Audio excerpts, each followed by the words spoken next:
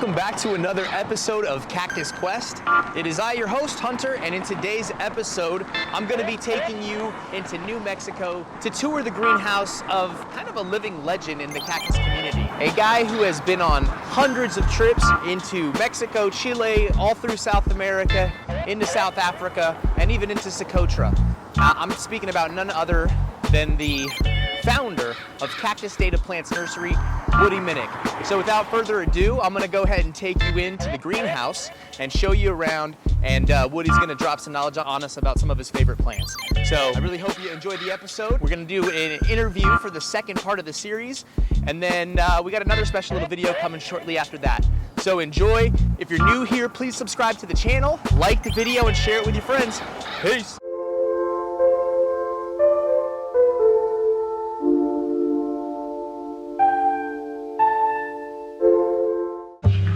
That's an old Retusis. That was part of my original collection, which I was able to get back. Is it grafted? Yes, it is. It's ancient, though. God. You'll never see the graft. It's buried. No. I mean, at this point, like, this is one of the things where I like, because I argue with people about grafting. They're like, I don't like grafted plants. I'm like, you don't like freshly grafted plants. You don't like plants that you could tell are grafted. You like that? Yeah, people like that. And I'll tell you the reason for me. I don't want to see the stalk. The cyan is what I'm growing. Some of these plants, Eriocarpus, are generally, where I used to live in the Mojave, they were a weed. I couldn't do anything wrong. They just grew. But here, they're a little different. And they need that more vigorous rootstock here. Like you see, there's a cluster of Retusis type back there. Right. And that one's on its own rootstock. And you can see it's not as vigorous as I'd like. Yeah. And so I have to wait for the weather to warm up to water it the amount that it needs to really flower and get going crazy. And that in the growing season, will that fatten back up here? Yes, it will. Okay. So, like, if you have Eriocarpus at home, for the people watching, and you have one in the winter that looks a little bit like this, just wait for a hotter day where you're going to have a warmer evening and give it a little sippy sip. And one of the key things is not only the warmth, but the daylight length. Okay. These plants are very photosensitive, phototropic, so they relate to how long the day is. And when the days become longer, sometime after the, let's say, the winter solstice, then to the equinox in the end of March, from the equinox on, these plants go nuts because they like the long, hot, bright day. Usually my Eriocarpus start growing sometime around May. They grow through the summer and flower in the fall, of course. And adeniums break out of dormancy. You can see the little flowers starting on here. Oh, yeah. If they go to a true dormancy, they generally flower better. And that plant there may have, when it comes into full flower, 50 to 100 flowers on it. Later. You need to remember that. I know. Take me up on that one. No, it's kind of interesting because I've had some magnificent plants. It was outside and we had an early freeze and it froze back some of the tissue on the plant. What does this feel like? Oh, wow. Yeah, it's solid. And it froze, and this is where the tissue froze and healed itself back up. Sort of looks like an owl's face. It has an owl face, I agree. I love it. I put that so it faces out because I find it interesting. It shows you sometimes don't give up on a plant because it's been damaged or freezes or something, because often there's a pleasant surprise. There. So we've got about, well, truly 3 traditional clones, and this one here is, these are cuttings I took about 2 months ago, so they're just now rooting. And in about another 3 months, all those spots and the colors are going to turn fantastic. I cut up plants and propagate them. A monstrose clone of Euphorbia horrida, and it's weird. And so I cut them all up here about 2 months ago, put them in thinking that I should get them to root during the warmer greenhouse winter months. Very strong. And they were just single sticks, but look what's coming up underneath.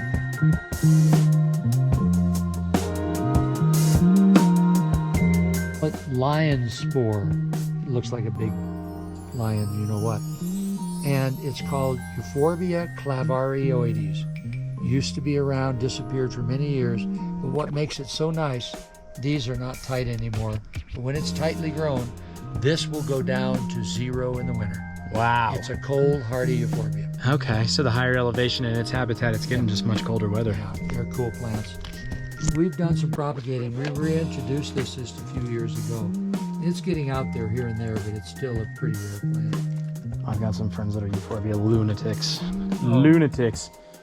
And there's good reason. Euphorbia is such a... And you know I'm talking about you, Kevin. I'm talking about you, buddy. This is ECHEVERIA CONTE. These are young ones and not real healthy yet. There's big ones in the greenhouse that are much stronger. But this is a plant that myself and Charlie Glass paid a lot of attention to down in Durango. And it grew in the mountains there.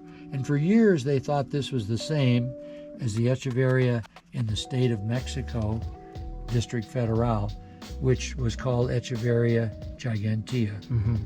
It's not.